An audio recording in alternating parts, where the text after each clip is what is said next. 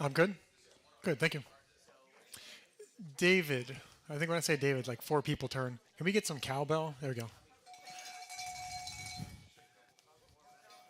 Whenever in doubt, just ask David to do something.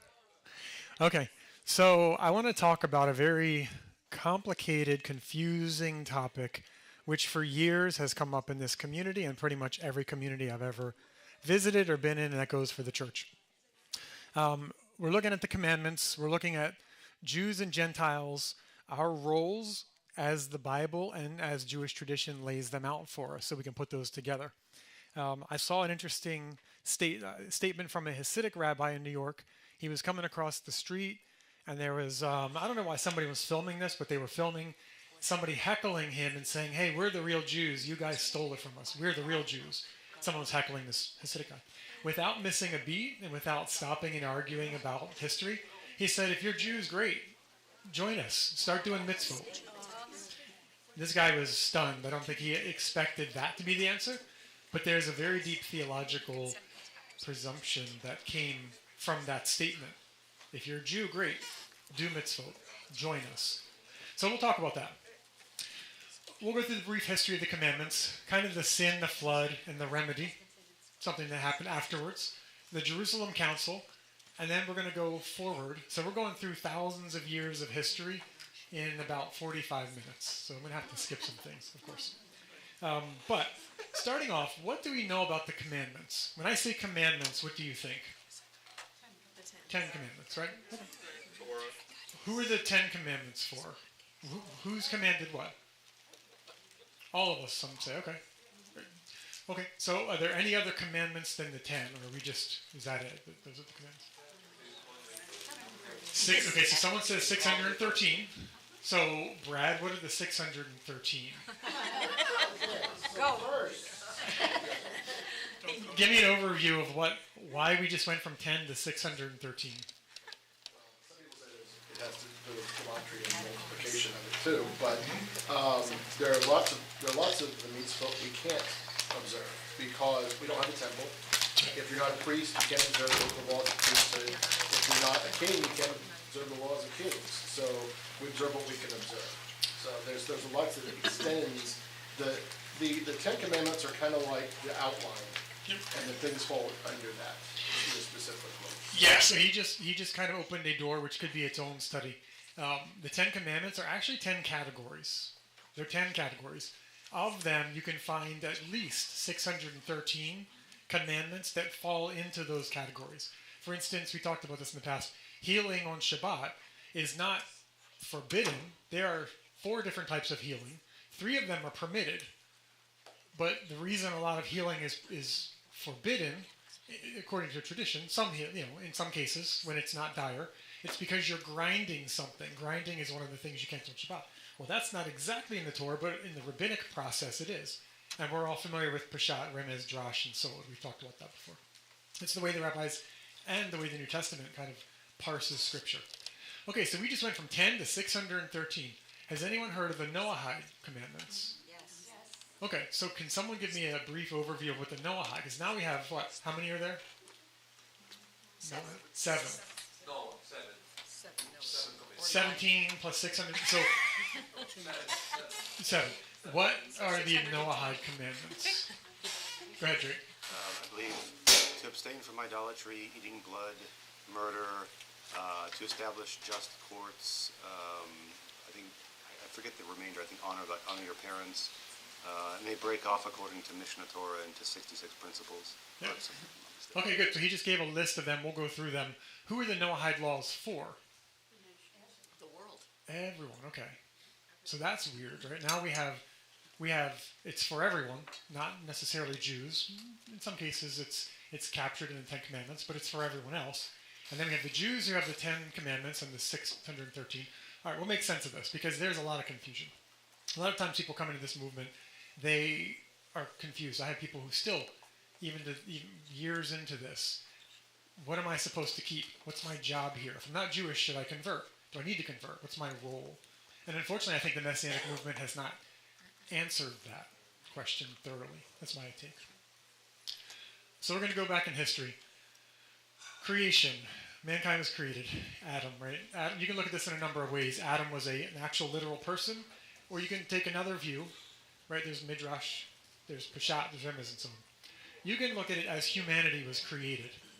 And what did we do? We, right out of the gate, started messing up.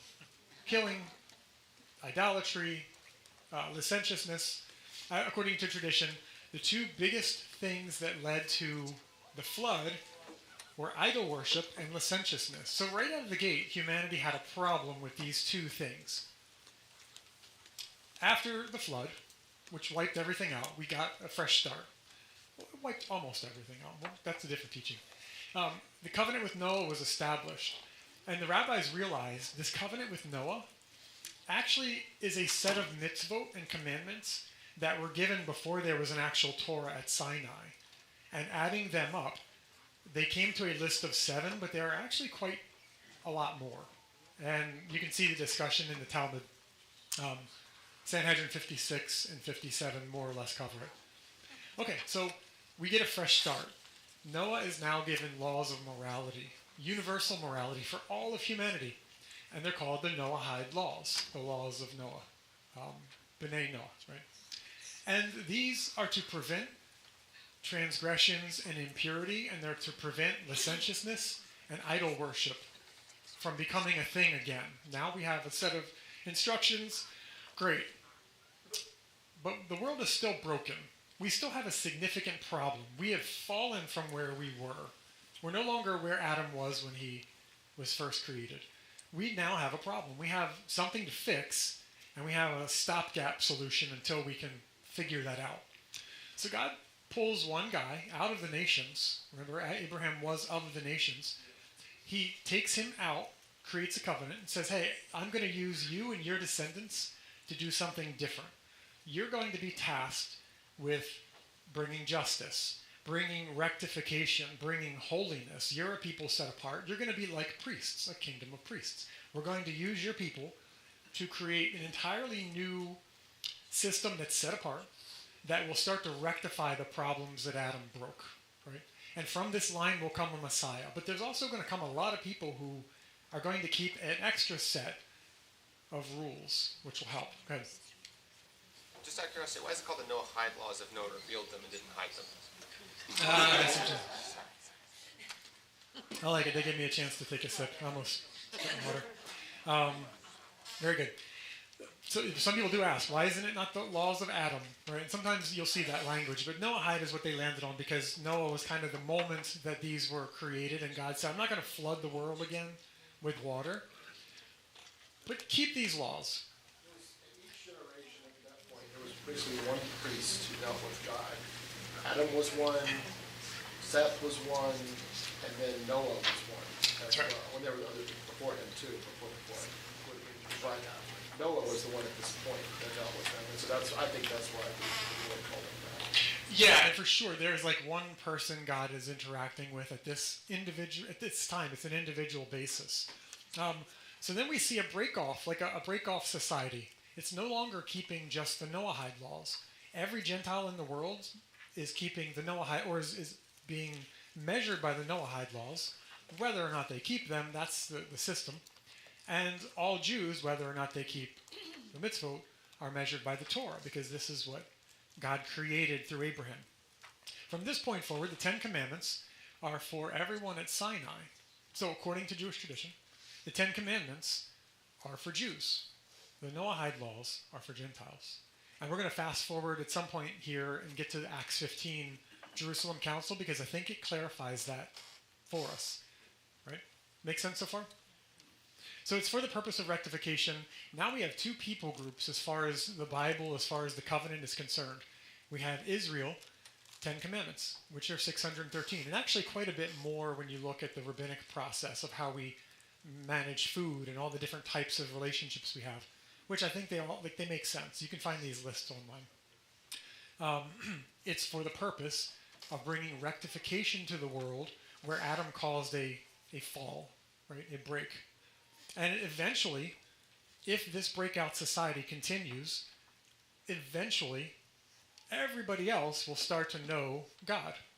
There'll be people who are aware of the Torah, studying the Torah.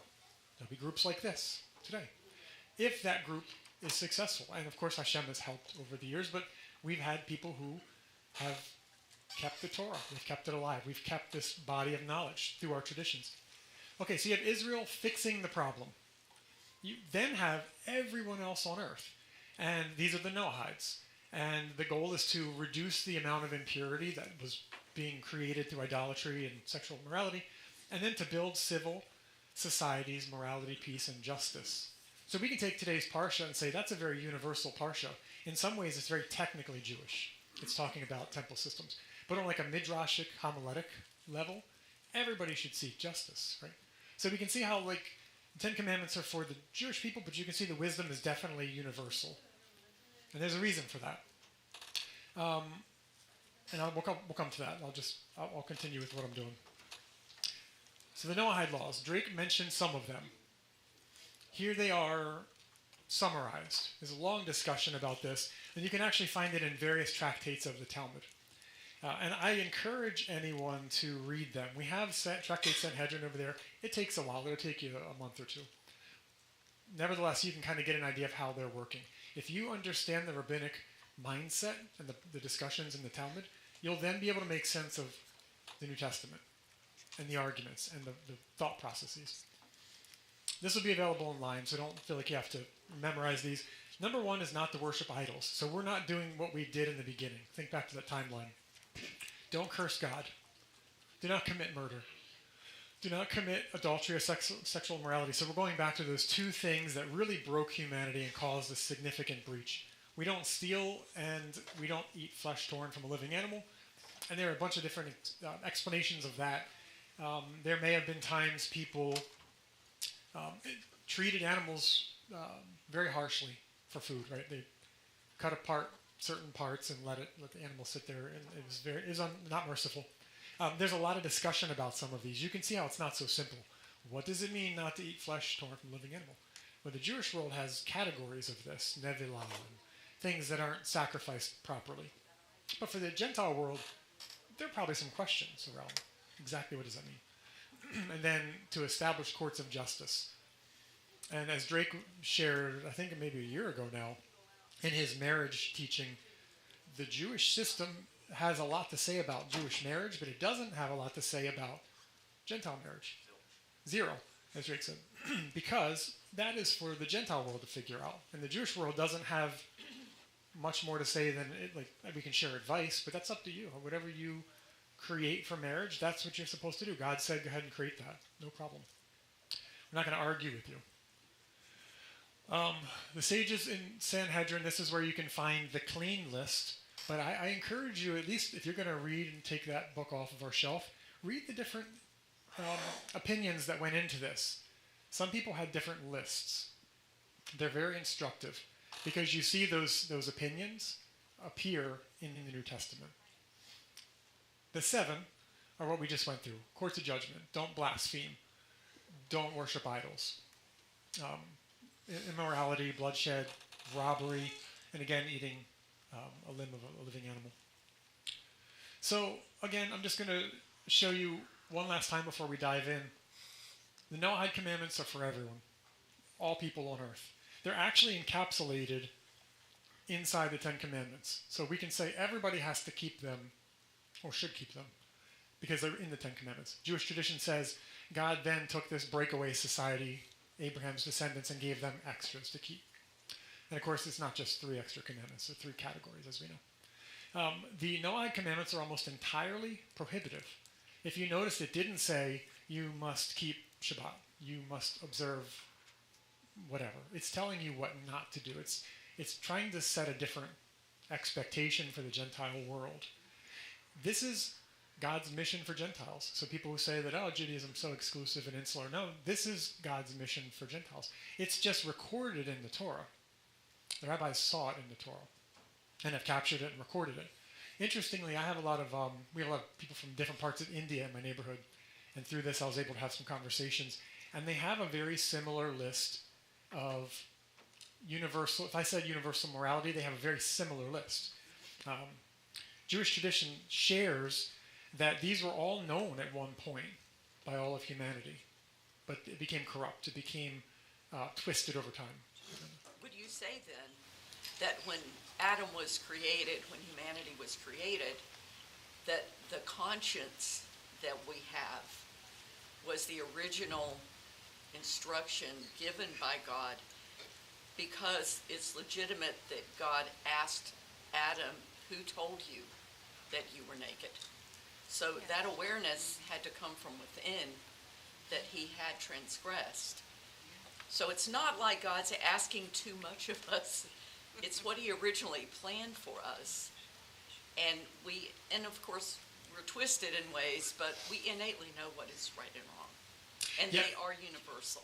Yeah, so Jewish tradition takes the approach that everyone had opportunity to keep these. And then if you remember Romans 1, I think Paul is talking about this. He's like, you know what, you did your own thing, and I just let you at it. You can do whatever you want to do. And there's a midrash with that. God takes the Torah around to the nations and says, hey, do you want this? And they're like, well, what's in there? And he says, well, you're going to have to stop committing sexual immorality, or whatever the nation was. There was some, right? It's a great midrash. I think Paul is talking about that and what you said. This was plain for everybody. I think the fact that certain religions have a very similar code is interesting. That's a data point that we should look at. But, of course, idolatry is still a thing today. There is still idol worship. I think one thing to know is, if you want to know the mission of Gentiles, in the rabbinic view, you have a potential to nullify and also create idolatry. So your job, Gentiles, is a different part of the battlefield, so to speak. Your job is to interact with and nullify idolatry. Jews are told to stay away from it. You can't benefit from it. The discussion in Avodah Zarah of the Talmud is fascinating because it's very technical. And I see that same technicality in Paul's letters and in Acts 15. But if you want to know what your job is, Jews, we keep mitzvot and we try to fix this break. Gentiles, you go out into the world, the places that we can't, and you attack and nullify idolatry. And start turning the world back over to create a new baseline for when the nations become redeemed in full. So there's work to do. And the Ten Commandments are for Jews. It's Noahide plus. And of course, a lot of these are measures to preserve and protect holiness. Not to say that Gentiles can't also do some of these commandments. You can't go into a book of Jewish rules or Musar and start practicing things. There's no problem with that. The Talmud talks about that. Someone who does what they're not asked to do, the Talmud says, a Gentile who takes on more is like a high priest. So there's runway for you to do things, and we'll get more into that. But make sure these bases are covered, and make sure that you know which part of the battlefield you're on. It would be like you have a front line, and then you have your a different group in a different part of the battlefield. You can't all go to the same part. Right? Like, who's watching that side? Well, that was your job. So we all have a different role to play. Fix the mess. Stop the mess from continuing. Right? Different roles, different responsibilities. So, I kind of gave this away, but did the rabbis just make these all up? No. Okay. Good. I think because we have a little foundation here, this would be an entirely different week to cover this. No. So the rabbis... Rabbi Yitzhak Breitowitz says, the Noahide Laws are not Jews telling non-Jews what to do. It's God telling human beings what to do. It's just recorded in our books. Again, all humanity had this, but it became lost or corrupted. But the laws are preserved in the Torah. This is what Paul says. The Jews were entrusted with the oracles of the writings of God. We just happen to have it in our books. But what the Gentile world does with it is up to them.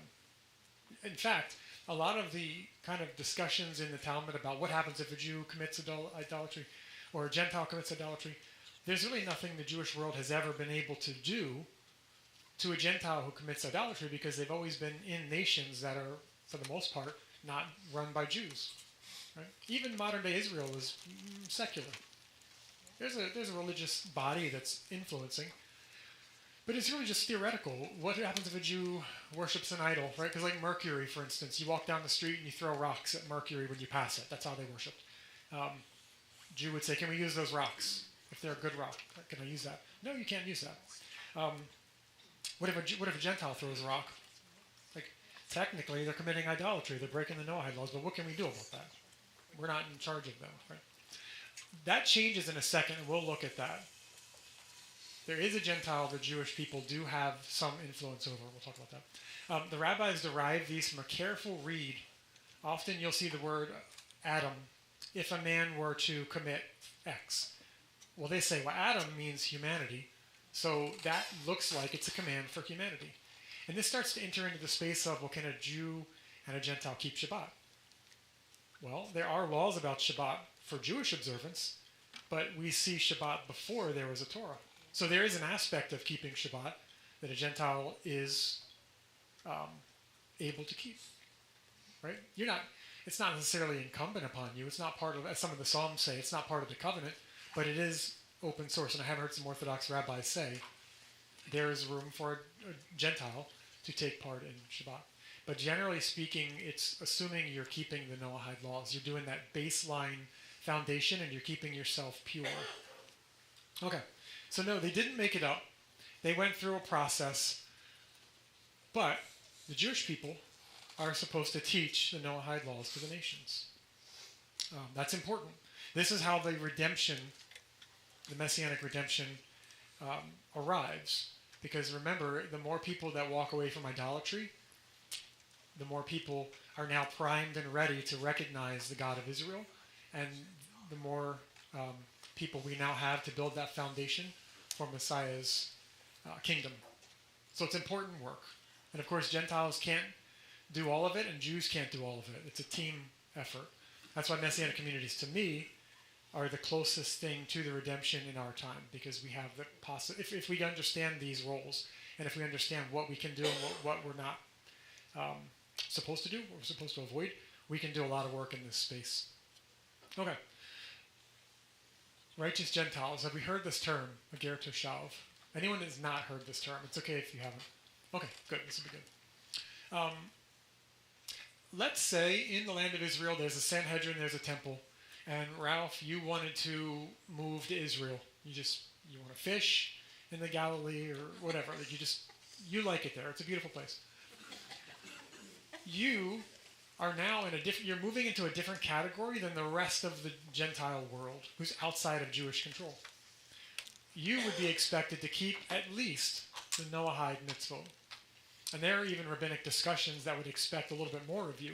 And the way I read the Ger Toshav discussions, it's the Noahide laws plus a few more laws. Why would they give you more? What's the reason to make your life more difficult? Because it's fun. To ensure that I would comply with their requests. Okay. So there's a region in which, like, if you do something in the land of Israel, you would defile Israel, whereas it wouldn't defile your own land. It would defile the people. So, like, there are certain rules that apply to the community, regardless of if you're Gentile or Jewish in the space. So you have these commands like in Leviticus where it says, whether you or any of the people that sojourn in your midst, if you do this thing, you'll be cut off from among your people. It doesn't say from Israel, it says from your people. So there's a consequence, not just for Israel, but also from someone who sojourns in the midst. So that you have these sojourner rules specifically like in Leviticus that show up again in Acts 15 that deal like with this type of dwelling in the midst of someone else in terms of Israel. So. Excellent. So he said defilement in the beginning. And I want you to hold that thought in your mind. If I could take a word and just put it over here for the moment. Defilement and impurity. When you have a Ger Toshav, it's someone who now wants to be a part of the land of Israel. Now your behavior, this is also, by the way, a Ger Toshav is someone who is not Jewish, not a convert, but they're moving within proximity to the Jewish community in enough of a sense that you now have there's a different way of life here. There is a level of purity, right? There's a level of purity you have to keep because you could damage the holiness of this entire community, this entire land, really. Also known as the resident stranger, the resident alien, the pious among the Gentiles. And I think the word God-fearer is related here as well. And we see God-fearer in the New Testament. Paul addresses the audience at Antioch and he says, brothers, converts, fearers of God, or men who fear God. So all of them could be in a community together. It's not just people who all believe the same thing, the different groups, ethnicities as well. A Gentile would go under a process for this. You would have to appear before some group of leaders and say, "Hey, I promise I'm going to take on these mitzvot. I'm going to do that because I want to be here." Maybe they liked the values. Maybe some of them are even in process to convert. Right? We see conversions in like Clement, the Clement homilies. He converts. Peter converts him. There are people who join and they say, "I just like the values better of this lifestyle better than the Roman Empire," or "Hey, I've realized that there is no God but one. So now I kind of want to be part of your people," right? In Avodah Zarah, tractate Avodah Zarah 64, someone says, "Who's a ger toshav?" Anyone who has accepted upon himself before three people, three pious religious leaders. So in this community, you would go to the elders, and you'd say, "I promise I want to take on the Noahide." They would also, and this is Rabbi Meir, who is actually a descendant of a convert himself, so he's very dialed into some of these issues. You see his name a lot. The Ger Toshav, though, actually took on more rules around idol worship. The rabbis felt like, okay, good, Noahide laws are great, but we actually expect a little bit more from you in terms of how you interact with your Gentile friends, because you're going to be part of that world and have a foot in our world. We have to be careful how much idolatry you're getting yourself into if you're going to come back into our community, because that can damage the sanctity of a community. And I'll show you some verses in a little bit. But this starts to really dial in what was going on at the Jerusalem Council. Overall, if you could put it in one sentence, what was the problem with the Jerusalem Council? What were they trying to solve? Okay, Dave. Gentiles coming into the synagogues and worshiping with Jews, is my understanding. Yep. Okay. Dave. I'll do Dave. It was, in my sense of it, just there's a tertiary status that hadn't been existent yet, where like there's further inclusion into the community through Yeshua that wasn't present beforehand. And so what were the actual applicable rules? So it can be the same as Ger Toshav, or there could be differences and it hadn't been settled yet. Yeah, you guys, you're both right. We've entered a new category, right? Now we have a new category of Gentile that's not pagan. They're not Jews. Some people say, "Oh, do we just convert them?" Simple. And we see that group all throughout the epistles, the circumcision. And from a halakhic standpoint, at that point, they weren't wrong. That was the standard at the time. And it also just made it a lot easier if you think about it. We take this group and we create a whole new category and a whole new need for rulings and interactions, and this is going to take a lot of time because every community is dealing with different numbers. Or convert them. We have thousands of years of instruction on how to do it at that point. And the big problem was table fellowship. You can't sit at the same table with an idolater if you're a Jew trying to preserve holiness. And in 1 Corinthians 10, you don't have to open any Bible, I'll read it to you. We see evidence of this. Paul says, "My friends, run from idolatry. I speak to you as a sensible people. Judge for yourselves what I'm saying. The cup of blessing over which we make the blessing, isn't it a sharing in the sacrifice and the death of Messiah? The bread we break, it's sharing in the body of Messiah." And he goes on, in this passage, he says that when people sacrifice to idols, they're actually sacrificing to demons. And there's impurity coming, and I can see you knew this verse. And he says you can't both drink from the cup of Messiah and the cup of demons. You can't partake in the meal of the Lord and the meal of demons. So he's trying to teach these people who are coming from a world where, hey, that's what we do. More days of the year than not, in the Roman Empire, you're involved in some idolatry and impurity. Because idolatry, think again back to the very first slide, that's what got us in trouble.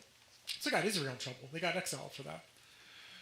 So yes, to the Dave's points, we have now a Gentile group that is bringing a potential high level of spiritual impurity. Gentiles are under different rules of impurity, hence why the Jewish world has like physical, literal, you touch blood, you touch certain bodily fluids or carcasses. A lot of that doesn't seem to be incumbent upon Gentiles, hence why the Jewish people have different rules.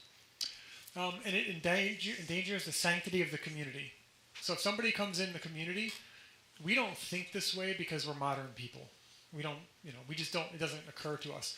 They're ever present of impurity. And communities, Jewish communities today still are, by the way. Hasidic and Orthodox communities are aware of impurity. It's in the Torah. We learn it. We don't study it very much here per se, but it is a factor. At the time, Jewish law, under the rulings of Shammai, you can look it up, called the 18 Measures. I think I taught about this a couple years ago. Basically created a lot of fences to keep Jews and Gentiles from interacting. And this is before the Mishnah was created. The Mishnah and the Talmud then kind of take the bearing of Hillel. But at this particular time in the first century, this little window of time, the entire New Testament happened. And it happened to be under the ruling of Shammai, who wanted no interactions with Gentiles because we just don't know what level of impurity we're bringing into the community. Avodah Zarah, you can read more about that if you want to. I think it's interesting. Read the technicalities of washing and rinsing things off. You'll see these discussions in the New Testament. You also see the issue with Peter. Peter's sitting at a table, and what happens when people who kind of hold the line of Shammai, they come into the community, Peter kind of gets out of there. Because he knows and he said it to Cornelius, it's not lawful for me to be interacting with you. Because at that particular time, that was a safeguard and technically it still is. It still is, because for a number of halakhic reasons, the 18 measures of Shammai are still kind of a thing to wrestle with. Okay.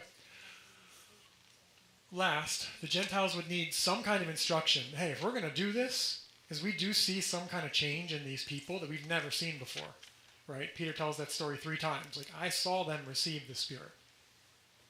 Wow, right? What do we do with them? So we're going to need new rules for the community. I'm going to wait for you. So, okay. So when you think about the impurity laws, in a way, at that time they didn't have the types of medicine that we have right now. So, in a way, God put those measures to keep them away from different types of bacteria, and because there's not the level of immunology and bacteriology, the knowledge regarding those at that time. So it kept the community safe. And there is, right, so there is a degree of bacteria and kind of like biology there, but there's also, think of Yeshua, he teaches what causes impurity and defilement: lust, evil thoughts, right? There's always an ever-present spiritual aspect, and Gentiles are on the hook for that, which is why Paul continually doesn't teach about immersion so much, but he does teach them about how you interact with each other, loving each other, avoiding gossip, right? We do see spiritual impurity is something the Gentile world is on the hook for. And we will actually cover that in Acts 15 here. But we see this idea, Paul says it in Romans 6:19, for you once presented your members as slaves to impurity and lawlessness, leading to more lawlessness. That's the problem with impurity. The Talmud teaches this as well. If you become impure, you become more susceptible to sinning and sinning and sinning, and you become darkened and darkened until, So Paul said, you used to be slaves to impurity and lawlessness, leading to more lawlessness. Now, present your members as slaves to righteousness and sanctification. So these verses will start to make sense in light of this idea of purity. Just pretend like it's over here. That is the big problem. We now have to figure out how to bring these people in. But it doesn't answer the question, do we convert them or not? Conversion is simple, but problematic. Even the rabbis in the Talmud say, you got to be careful converting people for a number of reasons. One, it's really difficult for people who haven't grown up in the Torah to keep all of the Torah commandments. Paul himself taught conversion. He says that. But then he later changes his mind because it's actually very difficult. You cause a lot of trouble for people. But you still see some people who said it's necessary to circumcise them in order for them to keep the laws of Moses. Why? Because that avoids all that other stuff you have to deal with. It actually creates a barrier between them and the Gentile pagan world. Makes it simple. But they're reminded, some of the Gentiles, they weren't converts, they're not Jews, they weren't keeping the Torah, yet they had received some degree of divine presence. that wasn't believed largely to even be possible because of the state of impurity they were in. But they did it. So Peter says, I saw it, right? I witnessed it. And here's what they land on.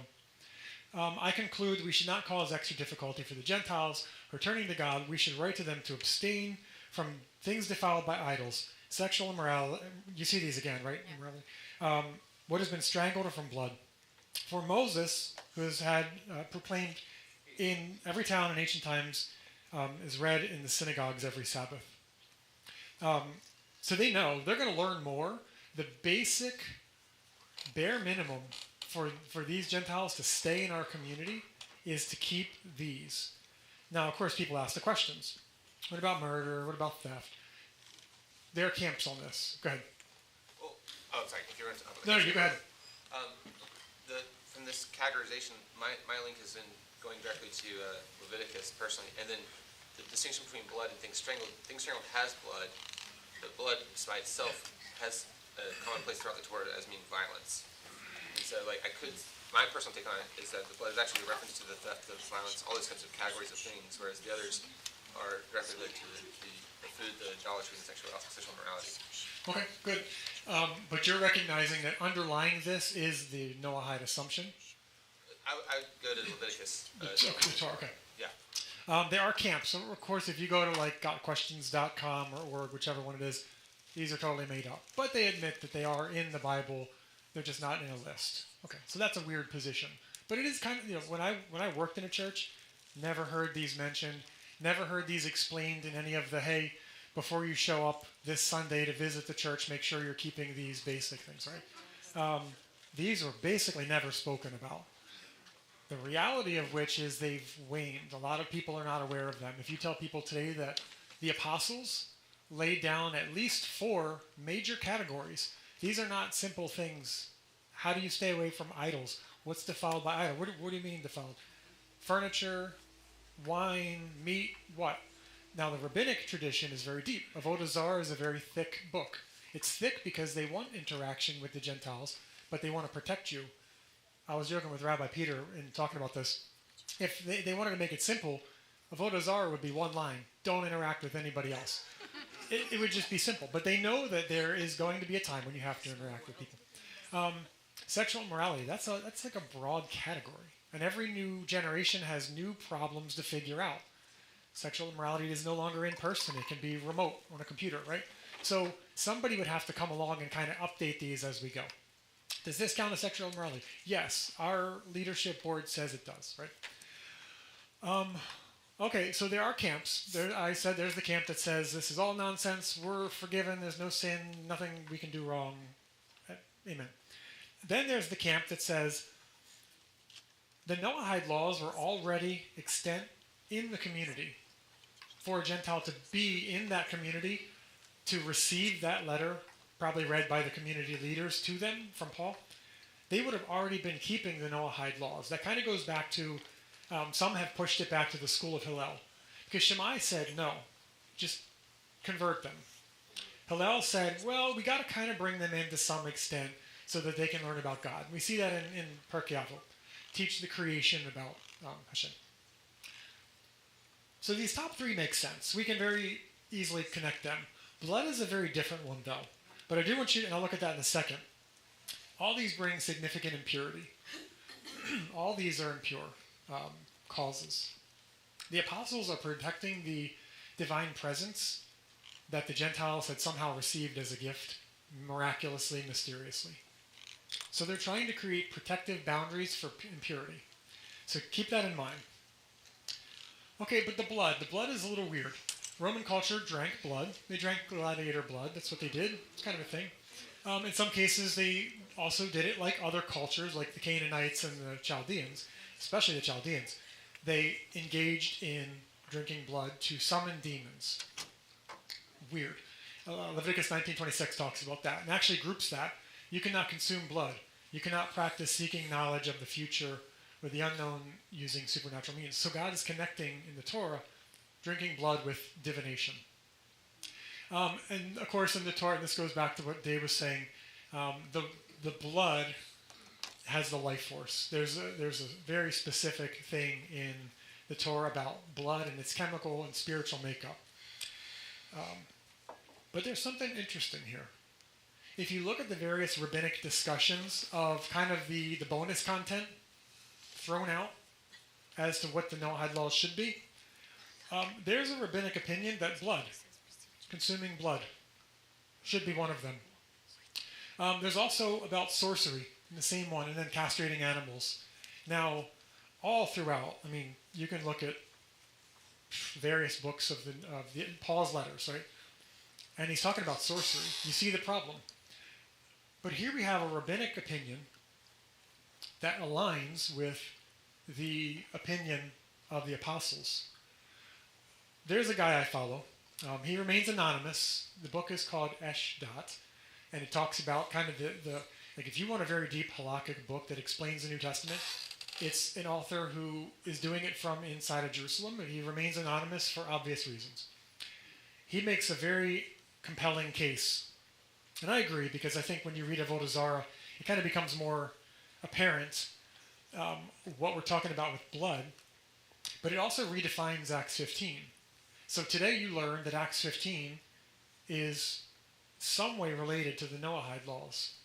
Well, it actually turns out if you kind of read Avodah Zarah, you kind of understand the halakhic expectation, and then you read Acts 15, they're giving you rabbinic level prohibitions. They're actually giving you fences on top of what would have already been expected, hence why some of the others are not mentioned. They could have been captured, like murder and theft. They could have been captured by Roman law, but the larger belief is that they would have already been keeping the Noahide Laws. The apostles are saying, we want a little bit more. We think that you're probably going to lose this gift if we don't create some kind of protection for you. And what you see, actually, when people say, oh, the rabbinic stuff, all those, the whole process is exactly what you do in a community. You appeal to leaders who vote, and they come up with a ruling, and they bind and loose depending on how they see fit, and then they establish that as a new footing for the community. And we see that here. So not only is the rabbinic process part of their thinking, they're actually taking the liberty to create extra bindings. Go ahead, Danny. And just bolstering what you're saying, it is a specific command in the Torah that says, and I don't have chapter verse, that you can give what's strangled to the foreigner that's in your midst. That's a direct contradiction to what they're saying in Acts if you read it just by face value. So clearly they're adding a prohibition there that's not standard. But maybe you could give it to him, but you couldn't then eat with him. Right. Well, I think that the command in Torah is actually a reference to if someone's poor and a Gentile, which would go hand in hand in Israel in a lot of ways. So you can have mercy and bend some of the halakhic rules. But then if you're in like Gentile land in the diaspora, giving that to the same folks would be like, this is your land, you're probably not poor off. That doesn't make sense anymore. Like there's a inverse relationship to that in that space. So I think that because they were introducing a new category of Gentile into their community and trying to smooth out the ability for them to eat together, I think there would have been an accompanying update for the Jewish people. Because there are many people who think that these letters of Paul aren't written to Jews at all, particularly Romans. And there are some really good studies. Mark Nanos, I think, is one of the big proponents of that. I think they would have turned to the Jewish community and said, hey, you guys, they're cool now, but we don't have that. We have a very specific set. This isn't all that there was. You can imagine a community, any one community is going to have different rulings and things they need to address. But we see this. We see that the Jerusalem Council ensured the observance of the Noahide Laws, minimum participation. Now, we know that they were keeping more. We see throughout time they're taking part in Shabbat, they're taking part in the holidays, taking part in some kind of a Passover, more on the spiritual level, but they're there. Whatever was not spelled out was either covered by Roman law or was already in effect in the community. They seem to hold the Gentiles, followers of Yeshua, to a higher level than what was given. And I think we should recognize that this was a rabbinic process that led to rabbinic fences by the elders, the leadership. They were rabbis, they were teachers. that enable them to participate in more and create unity in the communities here. And I think I'm running out of time. Let me just share this last thing. Two last things. This is one. There's a rabbi from the 1700s, Rabbi Jacob Emden. He's often quoted by Orthodox and Kabbalist teachers that I follow. Really amazing rabbi, incredibly knowledgeable. Here's what he said. The Nazarene and his apostles never meant to abolish the Torah of Moses from one who was born a Jew. Likewise did Paul write in his letter to the Corinthians that each should adhere to the faith in which each was called. They therefore acted in accordance with the Torah by forbidding circumcision to Gentiles, according to the Halakha, as it is forbidden to one who does not accept the yoke of the commandments. They knew it would be too difficult for the Gentiles to observe the Torah of Moses. Therefore, they, the apostles, forbade them to circumcise, and it would suffice that they observe the 7 Noahide commandments as commanded upon them through the Halakha from Moses at Sinai. So he recognizes what's going on. If you're looking at this from a Jewish perspective, aware of the parameters of Jewish law, they're basically giving them Noahide laws as a baseline. Now, they had the opportunity. They could have said, yeah, let's just make them keep the whole Torah like we do. They didn't, though. Right? We have to wrestle with that because there was not much given in the last 2,000 years. This idea has kind of waned. As I said, I've been in Catholic churches growing up and Protestant churches. I worked in one. And you don't hear these spoken about because it's kind of fallen away. And of course, the Jewish world has largely been on the defensive, managing its own things that we have a 2,000-year lapse of what that looks like today because a lot of the Noahide laws are more or less baked into our society today. We can look at them and say, okay, a good deal of them are more or less baked in. Some are not, though. Sexual immorality. We could be more careful with that. Everybody can be more careful with that, right? So I'm going to fast forward here. Yes. Okay, I'll just do this one. 2,000 years ago, that was the ruling. It was a framework, but what do we do now, right? I think the Messianic community owes itself a little bit of an update. We need to sit down and maybe work with the Jewish community and understand what this looks like. Learn the process. I think that is also something we need to do. Many Gentiles are learning higher dimensions of Torah. I know many of you do. You study way outside of what people 2,000 years ago would have done. What does that look like now? Now you're in a whole new world. Well, there is a belief in, the Lubavitcher Rebbe pushed this idea, Gentiles need to learn all of it. We're now in the very edge of time before the Messianic era, as Brad alluded to earlier in his message. We need to start diving in, Musar. We need to start learning some of these hidden dimensions that weren't available to prior generations, and then apply them, become more spiritually attuned people. Because as we get more people who are no longer involved in idolatry and who support Israel, and people are being tested in that today, we can see that, we are paving the way for the Messianic era. Last thing, and I'll end it here. So what we do is make sure we understand which laws are incumbent upon us. When we're repenting in the month of Elul, and we're getting ready for Yom Kippur, and we're saying sorry for the sins, and we're being careful, know which ones we are talking about. Some we're on the hook for, some we aren't. Depends on who you are. And as Brad said, even if you're Jewish, there's still Kohanim, men, women, where it differs. But if you're Gentile, you know what your list is. Uphold them the best you can. Take on a new mitzvah. Repent for the ones that maybe you didn't even know you had to repent of, or you didn't know that you were on the hook for. And everyone across the board can continue to learn Musar, acts of kindness, charity, and these things. And that's what Paul's lessons are mostly about. Paul is largely teaching, assuming people are in the community, keeping the Noahide plus. Then he's teaching them how to interact with each other. Musar, derech eretz. It's like we studied about 9 months ago or so. And that's all I have. Any questions?